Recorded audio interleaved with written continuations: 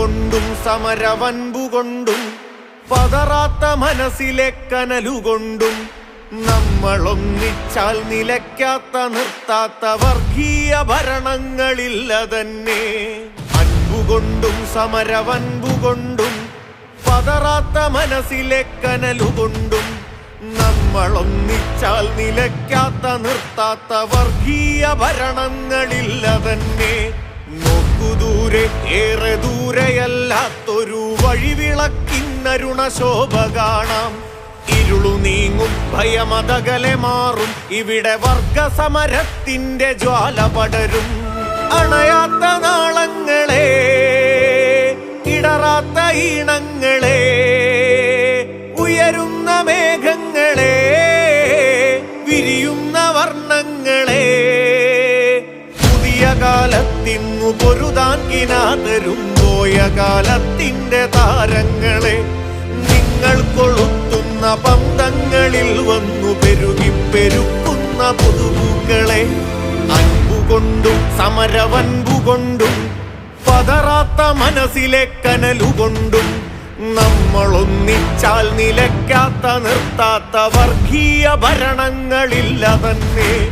നോക്കുദൂരെ ഏറെ ദൂരെയല്ലാത്തൊരു വഴിവിളക്കിന്നരുണശോഭ കാണാം. ഇരുളു നീങ്ങും ഭയമതകലെ മാറും ഇവിടെ വർഗസമരത്തിന്റെ ജ്വാല പടരും. നിങ്ങൾ ചൂണ്ടും നിലമെല്ലാം നിങ്ങളുടേതല്ല വഖഫേ. അർത്തിപ്പത്തിയൊതുക്കിക്കോ നേരും നെറിവും നോക്കിക്കോ. വെട്ടിപ്പിടിച്ച് കൊഴുക്കുവാൻ വിട്ടുതരില്ലീ നിലമൊന്നും. ഉതകില്ലൊരു നാളും വാഴില്ല പൂതി മനസ്സിലിരിക്കട്ടെ.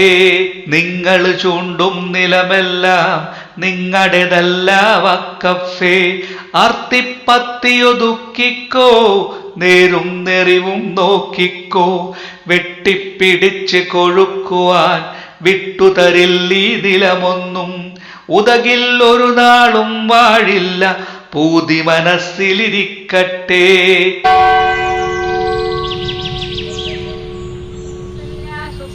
रामपूर्वा सन्ध्या प्रवर्तते. उत्तिष्ठ नरशार्दूल कर्तव्यं दैवमान्विकम्. कौसल्या सुप्रजा रामपूर्वा सन्ध्या प्रवर्तते. उत्तिष्ठ नरशार्दूल कर्तव्यं दैवमान्विकम्.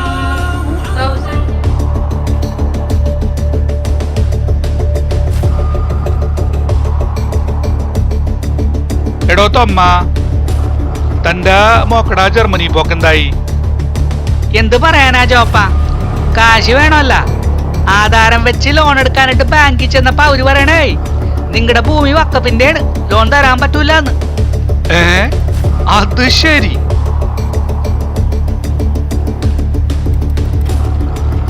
ഡോ പ്രകാശ, താൻ വില്ലേജ് ഓഫീസിൽ പോയിട്ട് എന്തായി? എന്താകാൻ, അവര് പറയണ കരമടക്കാൻ പറ്റില്ല, ഇത് വക്കഭൂമിയാണത്രേ. ശിവനേ,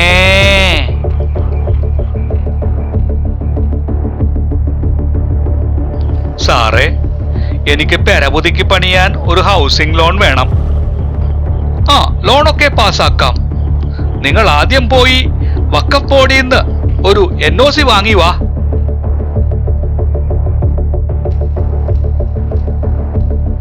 രവിയെ, നിന്റെ ഭൂമി കച്ചവടായ? എവടന്ന് ഉള്ള ഭൂമി കുറച്ച് വിറ്റ് പെണ്ണിനെ കെട്ടിക്കാന്ന് വിചാരിച്ചപ്പ വക്കഭൂമി വിൽക്കാനോ മേടിക്കാനോ പറ്റില്ലെന്ന്. എന്തുട്ടാടാ ഈ വക്കവ്?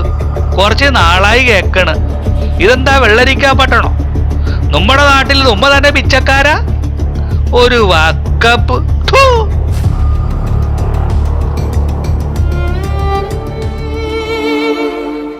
എടി സാറാമ്മേ, നമ്മുടെ ഈ നാട്ടില് ആകെ കൂടെ പ്രശ്നമാ. എന്തു പറ്റി മനുഷ്യ? ഇവിടെ മുനമ്പത്ത് ആർക്കും ഭൂമി വിൽക്കാനോ മേടിക്കാനോ പറ്റുന്നില്ല. ലോൺ എടുക്കാൻ പറ്റുന്നില്ല, കരമടക്കാൻ പറ്റുന്നില്ല.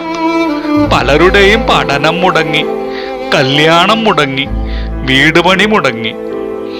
നമുക്കിനി നാട്ടിൽ നിൽക്കാൻ പറ്റില്ലടി. നമ്മൾ ഒഴിഞ്ഞു പോകണമെന്ന്. അതെന്തൊരു അനീതിയാ ചേട്ടാ. നമ്മൾ ഈ ചെറിയ പിള്ളേരെയും കൊണ്ട് നാടും വീടും വിട്ട് എങ്ങോട്ട് പോകാനാ? ഇല്ല, നമ്മൾ പോകില്ല. ഇവിടെ നിൽക്കും, ഈ മണ്ണിൽ നിൽക്കും.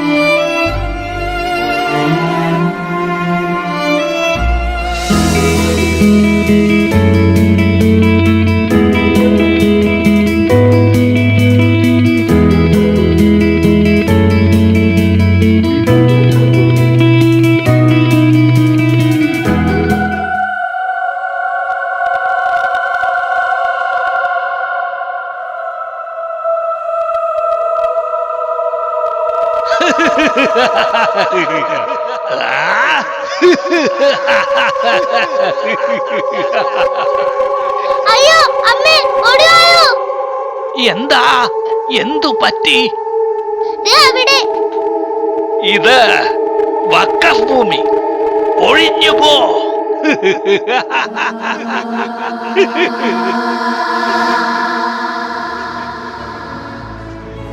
അപ്പൂപ്പ, ആരാ ഈ വഖഫ്? പറഞ്ഞു തരാം. മോൻ മനസ്സിലാക്കുന്നത് നല്ലതാ.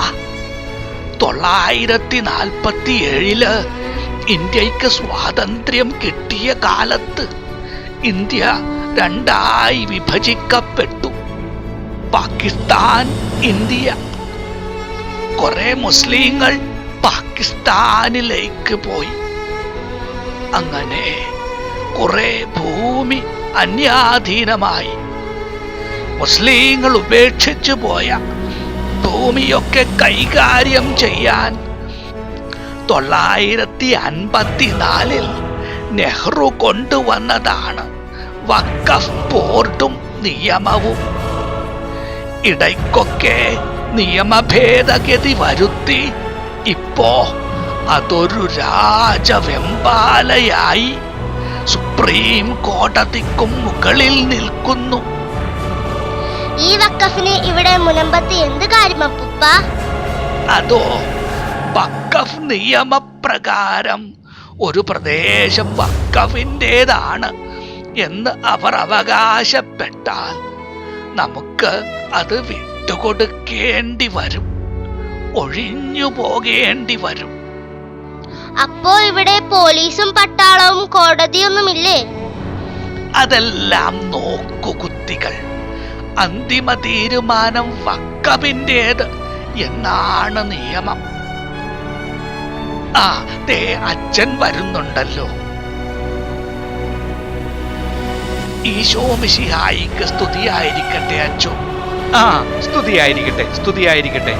എന്താ അപ്പൂപ്പനും മോനും കൂടെ? നമ്മുടെ മുനമ്പത്തെ പ്രശ്നത്തെക്കുറിച്ച് ഞാൻ അവന് പറഞ്ഞു കൊടുക്കുകയായിരുന്നു. അത് സംസാരിക്കാനാണ് ഞാനും വന്നത്. അച്ഛാ, മുനമ്പം വഖഫ് ഭൂമിയാണെന്ന് അവര് പറയാൻ കാരണം എന്താണ്? അതിന്റെ പിന്നിൽ ഒരു ചരിത്രമുണ്ട്. പണ്ട് 902 തിരുവിതാംകൂർ മഹാരാജാവ് സത്താർ സേട്ടുവിന് കൃഷി ആവശ്യത്തിനായി പാട്ടത്തിന് കൊടുത്തതാണത്ര ഈ പ്രദേശം. എന്നിട്ട് സേട്ടു ഈ പ്രദേശം ഒരു കോളേജ് സ്ഥാപിക്കാനായി ഫറൂഖ് കോളേജ് അധികാരികൾക്ക് വിട്ടുകൊടുത്തു. എന്നിട്ട് അവരിവിടെ കോളേജ് പണിതോ? ഇല്ല, അവർ ഫറൂഖിലാണ് കോളേജ് സ്ഥാപിച്ചത്.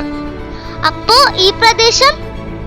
ഫറൂഖ് കോളേജ് അധികാരികൾ ഈ സ്ഥലം ഇവിടത്തെ നാട്ടുകാർക്ക് പണം വാങ്ങി കുറേശ്ശെ കുറേശ്ശെ വിറ്റു. സർക്കാർ അതിന് പട്ടയം നൽകുകയും ചെയ്തു. അതിപ്പോ നമ്മുടെ ഭൂമിയായില്ലേ? വഖഫിന് അതിലെന്ത് കാര്യം? കാര്യമൊന്നുമില്ല. എന്നാലും ചില ഗൂഢലക്ഷ്യങ്ങൾ മുൻനിർത്തി അവർ ഇവിടം വഖഫ് ഭൂമിയാണെന്ന് അവകാശപ്പെടുകയാണ്. അച്ഛാ, അപ്പൂപ്പ, അപ്പോൾ അത് നമ്മൾ എതിർക്കണ്ടേ? അതെ, എതിർക്കണം. വഖഫ് എന്ന ഈ ആർത്തി പണ്ടാരം നമ്മുടെ നാട് വിഴുങ്ങും മുൻപ് ചെറുക്കണം, എതിർത്ത് തോൽപ്പിക്കണം. പക്ഷേ നമ്മൾ തനിച്ചാണ്. സർക്കാരില്ല, കോടതിയില്ല, രാഷ്ട്രീയ പാർട്ടികളില്ല, ആരുമില്ല. ദൈവം തന്നെ തുണ.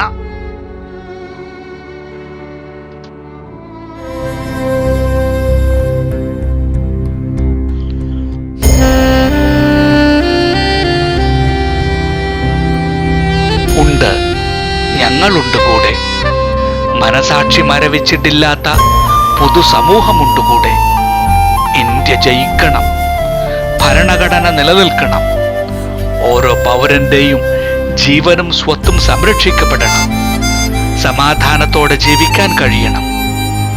ഇത് സർക്കാരിനോടും കോടതിയോടുമുള്ള ഞങ്ങളുടെ അഭ്യർത്ഥന.